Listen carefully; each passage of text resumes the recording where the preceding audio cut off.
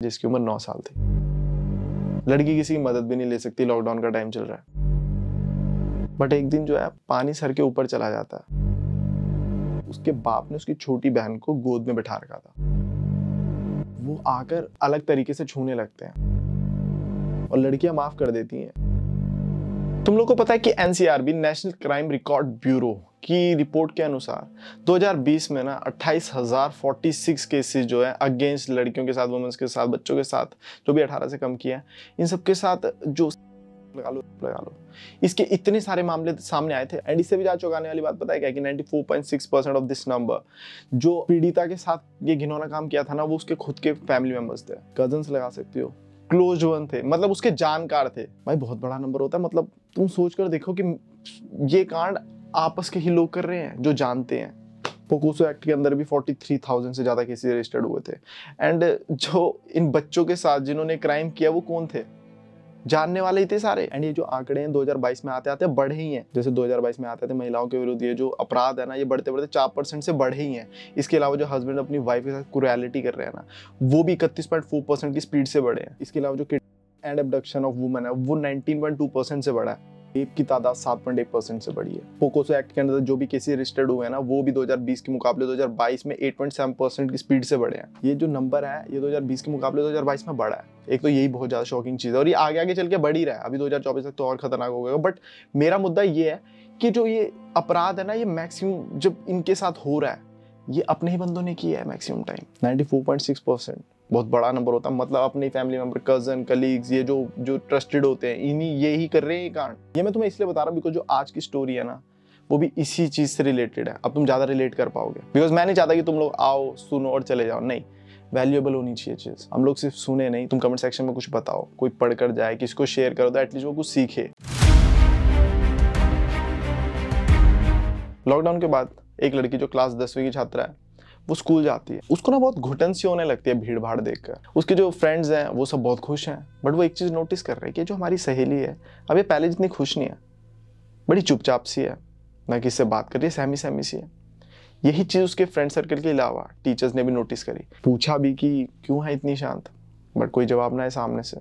बिल्कुल डरी भी है, सहमी भी है। अपना आ रही है स्कूल, बिल्कुल डरे डरे, फिर घर जा रही है, फिर वापस आ रही है अगले दिन स्कूल। और ग्रेड्स भी कम हो जा रहे हैं उसके, अब उतनी इंटेलिजेंट नहीं रही, मतलब परफॉर्मेंस भी नीचे जा रही है, डरी सहमी सी हुई है। तो टीचर्स ने बहुत बार पूछने की भी कोशिश की, बट वो बेचारी इस हालात में थी ना कि वो बताती भी तो कैसे बताती। इस टाइम उसकी उम्र 17 साल है। माना कि एक ठीक उम्र होती है, लेकिन जब सामने गुनहगार अपनी ही फैमिली के हो ना, तो बंदा कुछ नहीं कर सकता, हेल्पलेस हो जाता है। तो किसी को कुछ नहीं बता रही थी, अंदर ही अंदर जूझ रही थी इस चीज से। बट एक दिन, अब जनवरी 2022 के दिन, वो अपने घर से बाहर थी और घर आती है और वो कुछ ऐसा देखती है जिसकी वजह से वो ठान लेती है कि नहीं, जो मेरे साथ हुआ भैया ये तो नहीं मैं उन्हें दे सकती। उसकी एक बहन भी थी 9 साल की। तो अब वो अगले दिन स्कूल आती है और अपने टीचर को, जो उसकी क्लास टीचर होती है, उसको सब बताती है। और टीचर पहली चीज ये सोचती है कि अपने बाप और भाई के बारे में क्या बोल रही है, मतलब ये तो बहुत ही वियर्ड है। बट उसको रोना आ जाता है टीचर को उसकी पूरी बात सुन के, क्योंकि वो लड़की बोलती है कि मैं सब सच बोल रही हूँ। एंड देन टीचर उसको लेके जाती है प्रिंसिपल के पास। एंड जब प्रिंसिपल सुनता है तो प्रिंसिपल भी, मतलब उसके भी पैरों के नीचे जमीन खिसक जाती है कि आज के टाइम में भी ऐसा है क्या, ये क्या चल रहा है। लड़की प्रिंसिपल को बताती है सब कुछ कि क्या स्टोरी है। लड़की की उम्र 17 साल के लगभग है। जब ये सिलसिला स्टार्ट हुआ तो 2020 की बात है, जनवरी की। तब उसकी उम्र लगभग 13.5 साल थी। लड़की के एक फादर साहब है जिनकी उम्र 43 ईयर्स है। एंड एक बड़ा भाई है जिसकी उम्र 20 साल है, और एक छोटी बहन है जिसकी उम्र 9 साल थी। पहले तो थोड़ी कम होगी, 2 साल कम कर लो, जिसकी उम्र उस टाइम पर 7 के लगभग थी। तो लड़की बताती है कि एक दिन मैं अपने बेड पर लेटी हुई थी और मेरे पापा जो बैग की फैक्ट्री में काम करते हैं, वो घर आते हैं और वो मेरे को देखते हैं लेटा हुआ। और जब वो लेटा हुआ देखते हैं तो अब पता नहीं क्या वो कंट्रोल नहीं कर पाए क्या, वो आकर अलग तरीके से छूने लगते हैं। अब लड़की को समझ ही नहीं आ रहा क्या करे। ये बहुत डिस्टर्बिंग चीज़ है, सुनने में बड़ी ऐसे लगेगी तुम्हें, लेकिन ये जब किसी के साथ हो रहा है तो बहुत डिस्टर्बिंग चीज़ है। तो वो बाप जो है वो अपनी बेटी को अलग अलग तरीके से छूने लगता है और जबरदस्ती कर लेता है उसके साथ। और जब वो कर देता है उसके बाद लड़की को समझ ही नहीं आता कैसे रिएक्ट करना है इस चीज़ पे। जिसने सामने से अपना मुंह काला करा है उस बाप ने, उसका बाप है यार। और लड़कियां माफ कर देती हैं। लड़की हर रूप में अच्छी होती है भाई, बहन के रूप में भी, दोस्त के रूप में भी, माँ के रूप में भी। तो वो अपने उसको समझ ही नहीं है मेरा बाप था, इसने क्या कर दिया है। और उस टाइम पर लड़की की उम्र भी सिर्फ 13.5 साल थी, तो उसको पता भी नहीं था क्या करना है। एंड टाइम भी लॉकडाउन का चल रहा था। अब ये सिलसिला चालू हो गया क्योंकि लॉकडाउन लग रखा था। वहीं उसका बाप अब उसके साथ इस काली करतूत को अंजाम दे रहा था।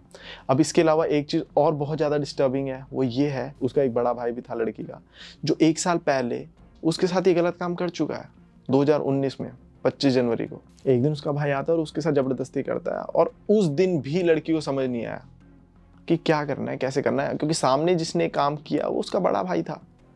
उसको समझ ही नहीं आया कि क्या हुआ 2019 में। और 1 साल बाद सेम करतूत उसके बाप ने कर दी। अब तुम लगाओ कि लॉकडाउन का टाइम चल रहा है, एक घर के अंदर लड़की ऐसे बाप और बेटे के साथ फंस गई है जो रोज, अब लॉकडाउन है, कोई काम पर तो जा नहीं रहा, तो वो उनका जब मन कर रहा है जैसे वो बस अपनी बेटी को यूज कर रहे हैं, उस बेटी को जिसको उसने गोद में खिलाया भाई। और वो बाप तो दरिंदा बन गया, लेकिन वो बेटी को समझ नहीं आ रहा क्या करें, क्योंकि वो बेटी तो प्यार करती थी ना अपने बाप से, बचपन निकला उसके साथ, सब कुछ अच्छे से गोद में खिलाया, तो वो बस अब वो यूज टू हो गई उस चीज़ से, क्या करे। और इससे भी ज़्यादा शॉकिंग चीज़ पता है क्या है, जब भाई उसके साथ कुकर्म कर रहा होता था तो बाप को नहीं पता कि भाई भी करता है, वहीं जो बाप कर रहा होता था तो भाई को नहीं पता, लड़की ने दोनों को नहीं बताया था और उन दोनों को भी नहीं पता था। मतलब तुम देख रहे हो, बस यूज़ करना है। लड़की किसी की मदद भी नहीं ले सकती, लॉकडाउन का टाइम चल रहा है। और जो लड़की है उसकी माँ बहुत पहले ख़त्म हो गई थी, तो अब उसके बड़ा भाई, बाप और छोटी बहन ही थी, तो उस पर सोचो तुम क्या बेहतरी होगी। बट एक दिन जो है पानी सर के ऊपर चला जाता है, जब वो लड़की बाहर से घर आती है और देखती है कि उसके बाप ने उसकी छोटी बहन को गोद में बैठा रखा था और खिला रहा था, और वो देखती है कि वो ही सब कुछ कर रहा था, वो उसी तरीके से खिला रहा था जैसे उसके साथ शुरुआत की थी उसने, उसके बाप ने।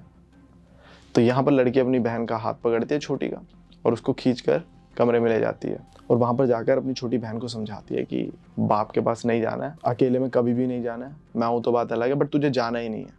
अब जो उसकी छोटी बहन है, अब वो 9 साल की हो चुकी है, तो उसको भी कहाँ समझ आए, और उसको ये नहीं पता लग रहा है कि मेरी बड़ी बहन ऐसा मना क्यों कर रही है। वो तो बाप है भाई, एक घर में ही तो सेफ है, हम कुछ भी कहीं भी बैठ सकते हैं, कुछ भी खा सकते हैं, तो उसको कुछ समझ ही ना आए। अब ये चीज़ लड़की को बहुत ज़्यादा चिंता देने लग गई। लड़की कहती है यार ये जो मेरे साथ हुआ है अब ये मेरी बहन के साथ भी हो सकता है। तो इसलिए लड़की अब स्कूल जाती है और अपनी चुप्पी तोड़ती है और अपनी टीचर को सब कुछ बता देती है। यहाँ पर लड़की की जो क्लास टीचर है और प्रिंसिपल है उनके लिए क्लैपिंग बनती है, बिकॉज उन्होंने बहुत साथ दिया लड़की का। उन्होंने तुरंत एक्शन लिया, एक एनजीओ की हेल्प ली और एनजीओ से छापा भिजवाया घर पर, और वहाँ पर उसके बाप को और भाई को गिरफ्तार किया गया। पुलिस ने जब रिमांड लिया तो थोड़े ही रिमांड के बाद उन्होंने खुद ही कन्फेस कर लिया कि हाँ हम दोनों मिलकर ऐसे ऐसे कुकर्म कर रहे थे उसके साथ। और पुलिस को इतना गुस्सा है कि मतलब तगड़ा रिमांड लिया उन्होंने, जो कि बनता भी। ऐसे ऐसे गुनाहों की कोई माफ़ी होनी नहीं चाहिए। एनजीओ ने, प्रिंसिपल ने, सब ने बहुत साथ दिया लड़की का। अब एक सवाल का जवाब है जो तुम में, मुझे, हम सबको देना चाहिए या ढूंढना चाहिए कि लड़कियां सिर्फ और सिर्फ माँ की कोख में ही सेफ है, इसके अलावा कहीं नहीं है। और कहीं कहीं तो ऐसे गाँव में तो ऐसी परंपरा है कि लड़की को पैदा होने से पहले तो लड़कियां वहाँ भी सेफ नहीं है। कितना डिस्टर्बिंग भाई है। अब मुझे ऐसा लगता है कि इन सब चीज़ों को रोकने के लिए क्या कर सकते हैं, तुम लोग भी कमेंट सेक्शन में अपनी राय बताना। बट मुझे ऐसा लगता है कि सबसे पहले तो हमें ना अपनी जो कानूनी व्यवस्था उसको बहुत ही ज़्यादा फास्ट करना पड़ेगा, बिकॉज केसेस आ रहे हैं, पड़े रह रहे हैं। बट जो इस टाइप के केसेस होते हैं मुझे लगता है इस पर बहुत ही तेज़ी से एक्शन लेना चाहिए। इसके लिए अपने अलग कोड बना दो भाई, कोई दिक्कत नहीं है। मुझे नहीं पता क्या प्रोसेस है, बना सकते हैं नहीं बना सकते, बट ऐसा कर सकते हैं हम कि इस टाइप के केसेस के लिए अलग से एक कोड बना दो, जहाँ पर आज केस आया इस टाइप का, कल सुनवाई है, और इतनी खतरनाक सजा होनी चाहिए कि आगे से कोई करे ना, समझ रहे हो, खौफ होना चाहिए। दूसरा मुझे ऐसा लगता है कि शिक्षा बहुत ही ज़्यादा इंपॉर्टेंट रोल प्ले करता है। अगर पहली दूसरी क्लास से तुम पढ़ाना स्टार्ट कर दोगे गुड टच बैड टच, इसके अलावा स्कूल, सरकारी स्कूल हो, प्राइवेट हो, गाँव गुम, हर जगह लड़की को पता होना चाहिए गुड टच बैड टच के बारे में, कि उसके चाहे फैमिली मेम्बर हो, कोई कुछ भी हो, ताकि अगली सीधे अगर किसी की हेल्प ले।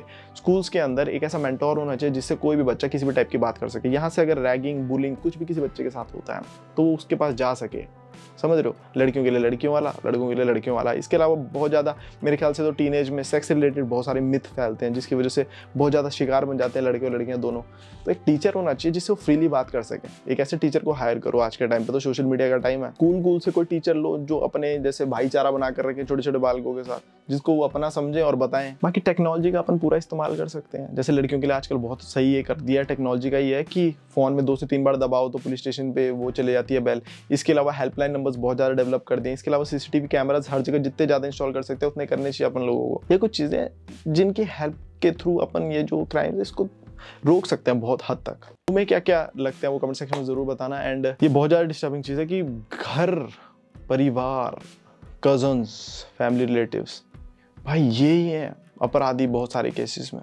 बाहर वाले तो बहुत कम है, क्योंकि बाहर वाले तो कब पहुंचना मुश्किल है ना बाहर वाले का किसी इंसान तक।